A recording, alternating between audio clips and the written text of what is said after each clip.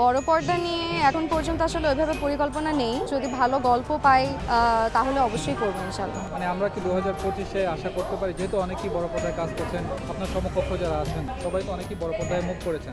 এবং সবচেয়ে বড় কথা যে রিসেন্টলি আমরা দেখছি যে প্রথম মেজাবিনের ছবিটাও চলে আসছে এবং বড় পর্দায় অভিষেক হতে যাচ্ছে। তো তটিনের যারা আমরা দেখি যে প্রচুর কমেন্টস আসে আপনার কমেন্ট সেকশনে যে বড় পর্দায় দেখতে দেয়, সেই জায়গাগুলো অবশ্যই আপনিও পান। আমি যেটা বললাম, বড় পর্দার জন্য আসলে অনেক প্রিপারেশনের দরকার হয়। তো আমার কাছে মনে হয় টাইম নিয়ে ভেবে চিন্তে ভালো গল্প যদি হয় তাহলে অবশ্যই করবো, সেটা সামনের বছর হোক বা ডাউন দ্য লাইন 5 বছর পরে হোক। সো আসলে আমি এখন কিছু বলতে পারবো না এটা নিয়ে। চলচ্চিত্রে বাংলাদেশে সবাই শাকিব খানের সাথে অভিনয় করতে চায়, যেটা দেখে এসেছি। আপনারও এরকম কোনো বড় পর্দায় কাজের জন্য কোনো এরকম স্বপ্নের নায়ক আছে কিনা যার সাথে অভিনয় করার খুব ইচ্ছা?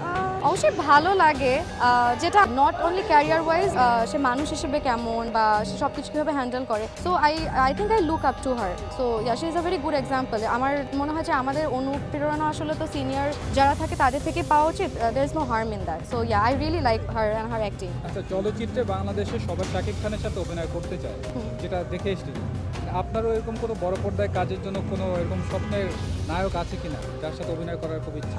ভালো গল্প পাই, ভালো ডিরেক্টর যে আসলে হচ্ছে, এইটা তো খুব বড় একটা রেসপন্সিবিলিটি ফিল্ম। সো যে আসলে সুন্দর করে বানাতে পারবে।